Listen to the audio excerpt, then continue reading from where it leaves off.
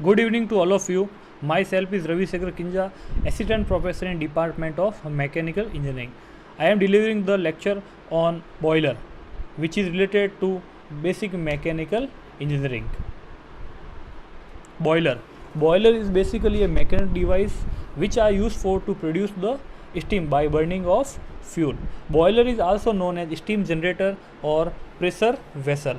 It is made up by steel and are used for the generation of steam at the desired pressure and temperature. A steam generator consists of furnace, boiler or evaporator, superheater, economizer, air preheater, and the steam thus generated may be used for producing power for industrial process work or for heating purpose, or it is also used in thermal power plant where we converting the steam into kinetic energy and kinetic energy into mechanical energy and mechanical energy into electrical energy by the help of steam generator. And boiler is also used in thermal power plant. The steam produced is also used for generating power in steam engine or steam turbine, heating the residential and industrial building, performing certain processes in the sugar mill and the chemical and textile industries.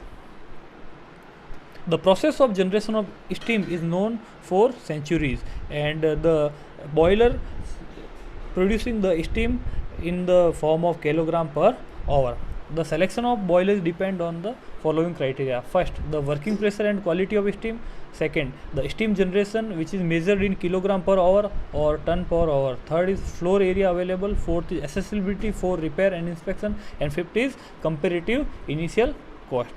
These are the basic property of boiler. First, the boiler should be safe under the operating condition. Second, the various part of boiler should be accessible for repair and maintenance. Third, it should be capable of supplying steam according to the requirement as in thermal power plant, and the efficiency should be able to absorb a maximum amount of heat produced due to burning of fuel in the furnace. It should be simple in construction, its initial cost and maintenance cost is low, and it should be capable of quick starting and loading.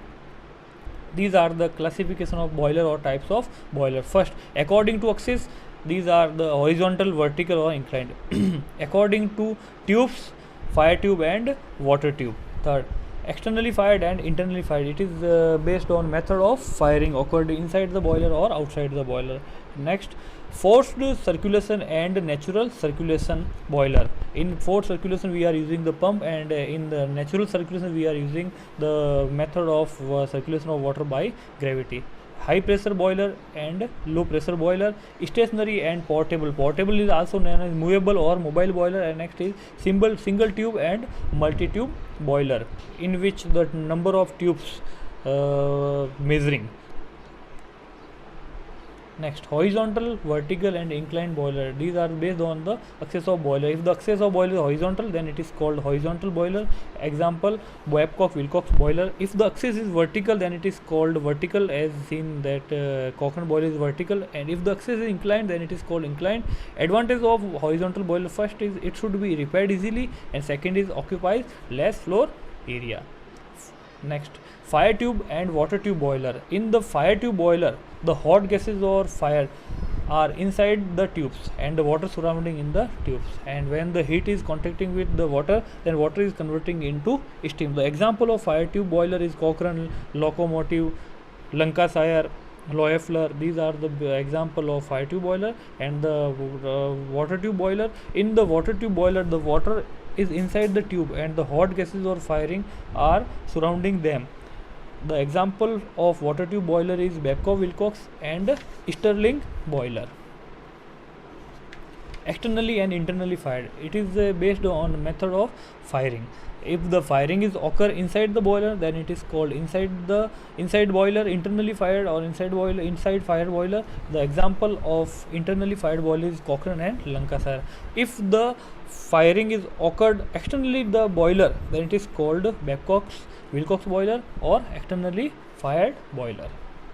Forced circulation and natural circulation boiler. In forced circulation types of boiler, the circulation of water is done by forced pump, as example Velox and Lamont.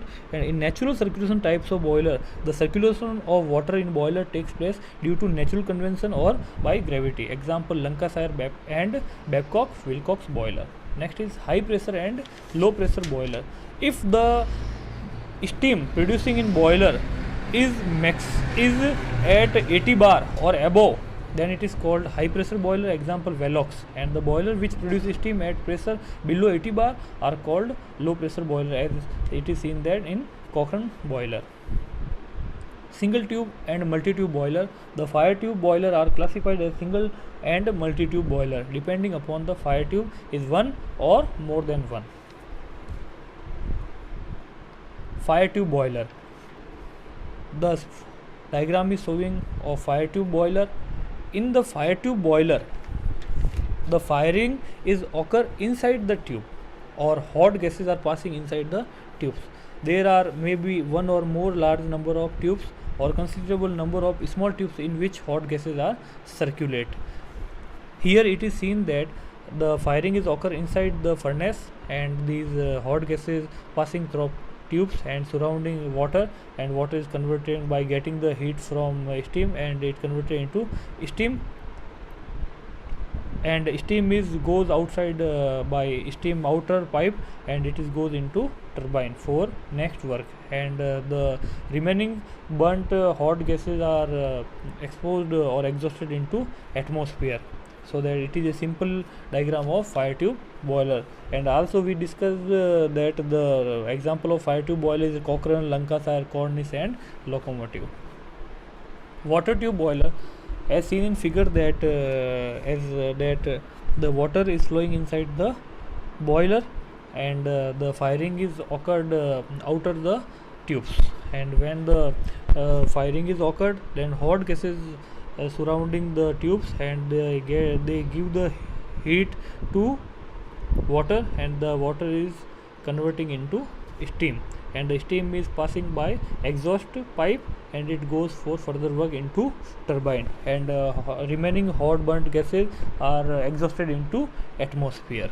It is known as water tube boiler, and the example of water tube boiler is Babcock-Wilcox and Stirling boiler. Next, the difference between fire tube and water tube boiler. First, mode of firing. In fire tube boiler, the firing occur internally the boiler, so that it is known as fire tube boiler, and in water tube boiler, firing is occur externally, and steam production rate is lower in fire tube and higher in water tube. Construction of fire tube boiler is difficult, and construction of water tube is simple. Transportation of fire tube boiler is difficult, and transportation of water tube boiler is simple. Treatment of water not so necessary, and in water tube boiler more necessary. Operating pressure limited to 16 bar, so that fire tube boiler is also known as low pressure boiler, and in water tube boiler we are generating the pressure of steam at 100 bar, so that it is called a high pressure boiler. Cell diameter is large for fire tube and less for water tube. Explosion is less in fire tube and more in water tube. Risk of bursting lesser in fire tube and more risk in water tube. And fire tube boiler are mostly small industrial boiler, and water tube boiler used in large application like thermal power generation. And raising of steam takes more time in fire tube and less time in water tube. Types of fire tube boiler. There are mainly 5 types of fire tube or more: simple, vertical, Cochrane, Cornish, Lancashire and locomotive. First, simple vertical boiler. The diagram is showing that it is a simple vertical boiler, and the axis of boiler is a vertical, so that it is called simple vertical boiler. It is also known as fixed type of boiler or stationary boiler. It consists of a cylindrical cell surrounding a cylindrical firebox, in the bottom of which is the fire grate. A tube boiler uptake passes from the crown of the cell, and on the top of this uptake is placed the chimney. To increase the heating surface and to improve the circulation of water, the firebox is fitted with one or more number of cross tubes. These tubes are flanged and riveted to the fire tube. The evaporative capacity of conventional cross tube boiler ranges from 50 kg to 100 kg of steam per hour at pressure varying from 2 to 10 bar. The efficiency under normal factory condition is about 50%. The total heating surface area is about 8 to 10 times.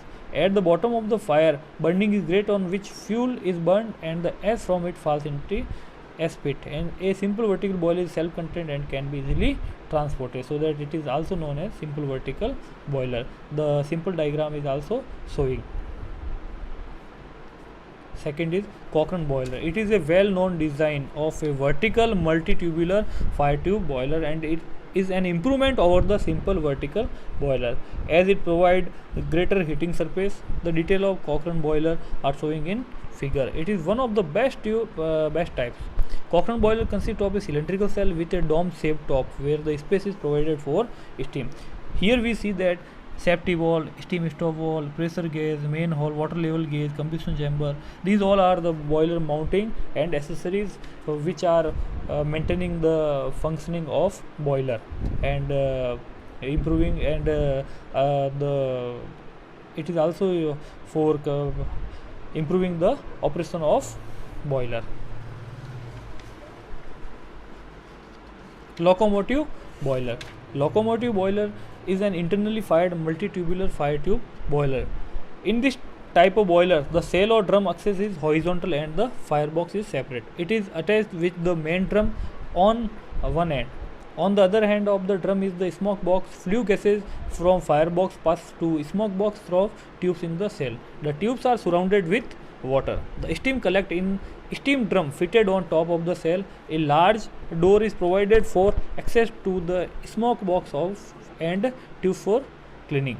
Whenever the regulator is opened, the wet steam enters and goes to inlet header of superheater, and after passing through the superheater tube, it returns to the outlet header of the superheater, from which it is led to the engine or turbine.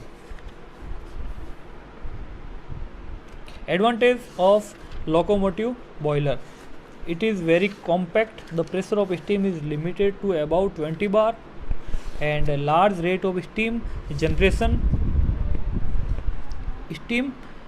per square meter of heating surface. To some extent, this is due to the vibration caused by the motion. And boiler mounting and accessories are used to increase the efficiency of boiler and help in smooth working of the plant, so that it is known as boiler accessories. And water level indicator here is used to check the level of water in boiler at any instant. And safety valve: the function of the safety valve is to prevent the steam pressure in a boiler exceeding a predetermined maximum pressure. It is also of three types: dead weight, lever safety valve, and spring loaded safety valve. And here pressure gauge are used to giving the information of pressure on which steam is generating. Water tube boiler. Water tube boiler are classified as horizontal straight tube boiler. There are two types of horizontal straight tube boiler. First is longitudinal and second is cross drum. And the cross drum boiler is have three types: 2 drum, 4 drum, and 3 drum. And there are one of the band tube boiler is a low head 3 drum. And the example of water tube boiler is Babcock-Wilcox boiler and Stirling boiler. Babcock and Wilcox boiler is a demand for increased pressure and for larger size boiler unit led to introduction of water tube boiler. It is used in thermal power plant.